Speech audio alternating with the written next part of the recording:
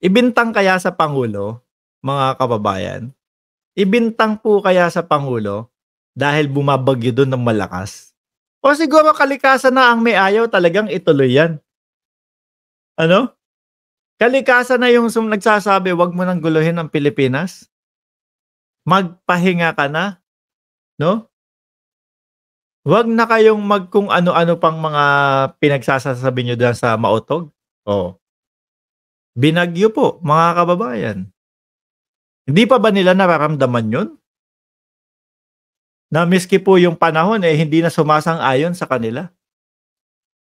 Sabi ni Pilarcita Masirag, ganyan na naman yung sinasabi ni Roque kay PBBM nung first time na pagbisita sa Amerika na sabi ni Roque huhulihin pagbaba niya. Wala naman po nangyari. Gina Uyami, Lynn Kurt, Jane de la Cruz, Marcelino Kudyamat. Sir, ang title tungkol kay Morales pero iba naman. Ay madami kaming topic dito, no? Ayan, no, kakatapos lang nung kay Morales. Lori Mamawag, si Maharlika, ang may pasimuno ng lahat ng fake news, dapat siya ang makasuhan at magpatunay. Eh wala naman po. Nongga-nongga lang po yung pambala ni Maharlika. Eto. Tingin niyo po, isisisi na naman sa gobyerno. Kasi ang ginawa nila, bago pa lang po yung Mautog, meron na po silang panisi. Kesyo daw po 20,000 daw po yung ticket o yung pamasahe. Papunta dun sa from Davao papunta doon sa Tacloban. Sabi ko puro taga Davao lang pala kayong pupunta diyan. Eh di sana sa Davao nyo na lang ginanap. Ano pa yung kaek-ekan nyo na pupunta pa kayo ng Tacloban? Baka naman talagang ayaw sa inyo ng taong bayan. 'Di ba? Dumadayo pa kayo, mag-aaksaya pa kayo ng pamasahe. Eh kung sa Davao, okay na okay kayo. Dun na lang. Hindi pa kayo dumadating sa punto na eto, nagbibintang pa kayo do sa mga local government ng mga pinupuntahan ninyo na ayaw kayong payagan. 'Di po ba? Ngayon, paano nyo isisisi sa gobyerno 'yan? 'Di ba? Paano nyo isisisi sa gobyerno 'yan, mga Uy, si Saida nandito, may bisita tayo. Saida 3616, bago ka din vlogger, sir. Check mo yung profile ng YouTube ko, 2014 yata, no? 2000, puro panira ka din. Wala kaming panahon manira dito, eh. Alam mo, ang napapansin ko, sa mga sumusuportang vlogger kay Pangulong Marcos, napapansin ko walang panahong manira yang mga yan. Alam nyo kung bakit? Kasi ubos ang oras namin kakapagtanggol sa Pangulo, sa mga pinaggagawang mga kapekean o mga fake news. 'Di ba? Dun pa lang ubos na, sa idol mo, kay Maharlika pa lang, dun pa lang ubos na yung oras namin. Tapos sasabihin mo naninira kami. Anong mga sinasabi mo, 'di ba? Panira. Panira ba? Sige nga, sagutin mo nga ako. Tuloy ba yung Mautog nyo ngayon? Natuloy ba yung Mautog? Sige, sumagot ka diyan. Kapag ka sinabi ko na hindi po tuloy yung Mautog nila, pero tuloy naman, naninira ako. Pero sinabi ko, tuloy ba yung Mautog o hindi nga tuloy? Ano paninira doon? Pumunta ka doon sa mga vlogger mo. Yung mga sinasamba mo na bihirang maligo, sabi, wag gano'n, Mark. Yung mga sinasamba mong vlogger, tingnan mo, nag-aaway-away sila doon. Ano pa yung isa? Yung Kepikoy, sinabi kong laya niya. Laya na. Totoo lahat yun, ano paninira doon? Ubos ang oras naming mga vloggers na sumusuporta sa Pangulo o sa gobyerno, kakasagot, kakadebunk dyan yung mga sinasabi niya. Yang word mo na Pautog, di ba, ayusin mo. Sinabi lang naman sa akin yun, sabi, ano ba dapat? Eh, sabi nung nagsabi sa'kin, "Mark, yung nagsasalita dun mautog." Sabi ko, "Sino ba yun?" Madami silang nagsasalita dun, eh. Oh, tapos may mga nag-komento na, "Kayo na po bahala kung sino yung mautog." Yun lang ba yun? Ikaw naman hindi ka masanay sa ano, bardagulan. Huwag kang ganyan, papagalitan ka ng mga Duterte vloggers. Sasabihin, "Saida, 'pag papasok ka doon sa mga BBM vloggers, dun sa sumusuporta, 'no, kay Bongbong Marcos, 'wag kang magpahalata na iiyak ka." 'Di ba? Bangag nga sinasabi nila, oh, tama po 'yan. 'Di ba, Arnold Lopez doon sa mautog nila, puro bangag ang pinagsasasabi. Oh, sino po ba naninira? Saida, si Pangulong Duterte na sinasabi na nasa listahan ng, PIDEA, ang Pangulong Marcos ta's walang maipakita? Oh, parang yun yung paninira talaga, 'di ba? Sasabihin, "Yang si Bongbong Marcos bangag 'yan. Oh, adik 'yan. Asan ang ebidensya?" Walang naipakita. Kinabukasan ang sabi ni Duterte, eh, tigihin man ako ni ano, Marcos, eh, baka antibiotic lang yung sinasabi, oh, biglang kambyo. BBM din ako, hindi kami naniniwala. Hindi kami naniniwala diyan, 'no? Wag kami, sila na lang, 'di ba? Wag kami. Sabi ni Ai Chang, 853. Hello, Mark. Oh, tingin ko mga bossing itong mautog nila, ano na lang 'to, eh, dramahan na lang ito mga kababayan, eh.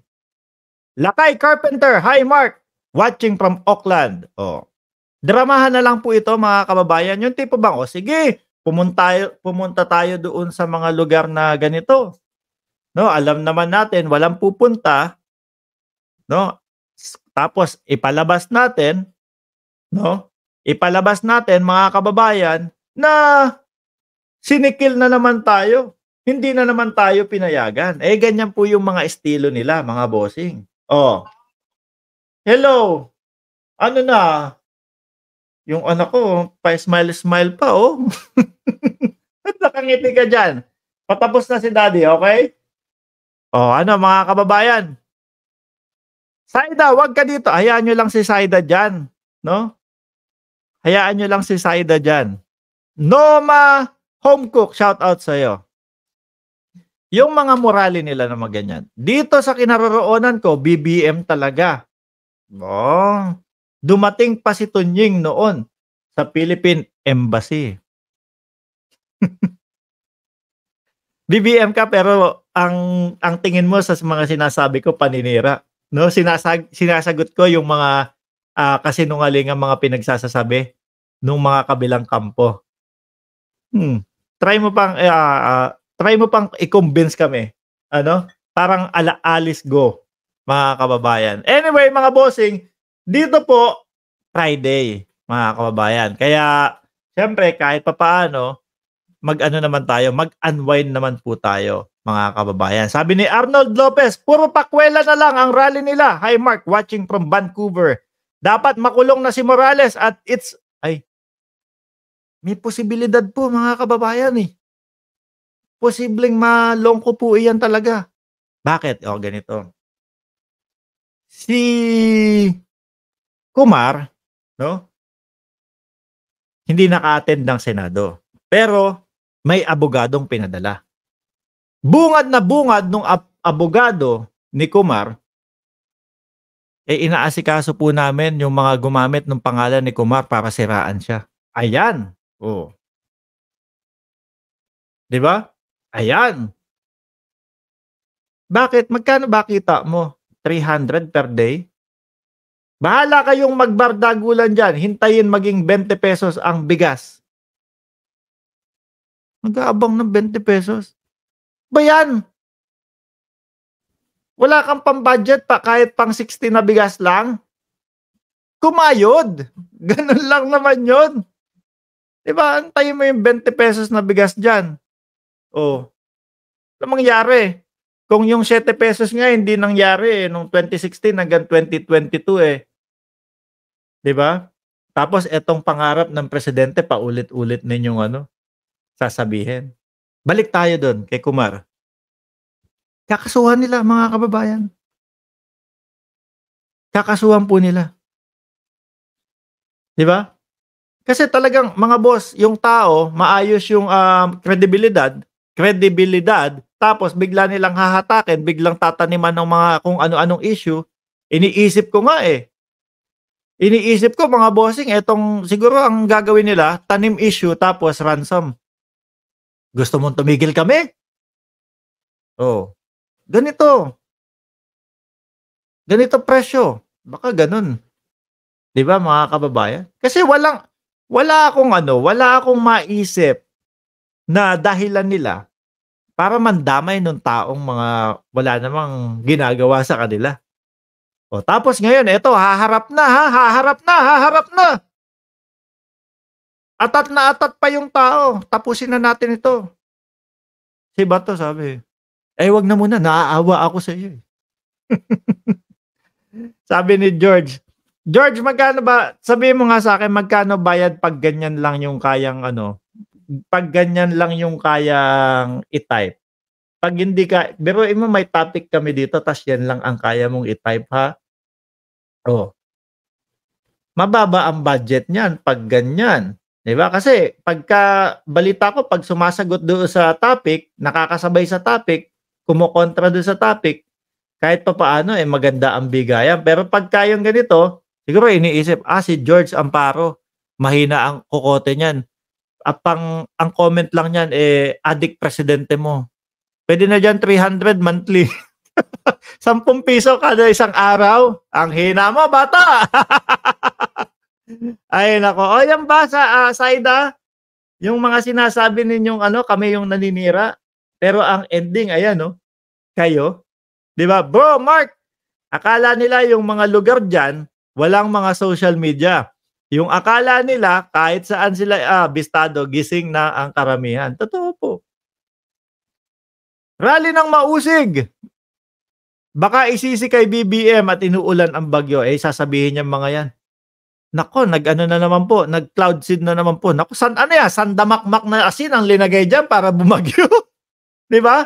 Kanselado palagi ang rally nila, Digong, kasi hindi naman yan prayer. O yan. Ginagamit kasi yung salitang prayer, siyempre dasal, ginagamit yung salitang dasal.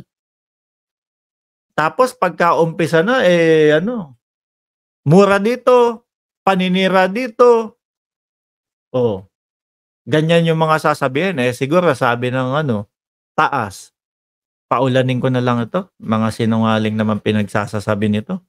Tapos si Glenn Chong sasabihin, si BBM nanalo dahil dinaya. Nandoon naman sa harap niya si Vic Rodriguez na sinasabi, "Ay hindi po nandaya yan.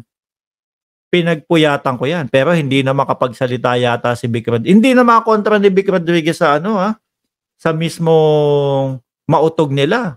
O biruin mo 'yon, 'di ba?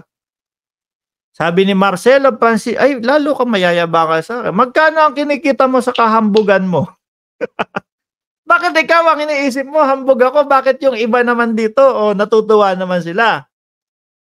'Di ba?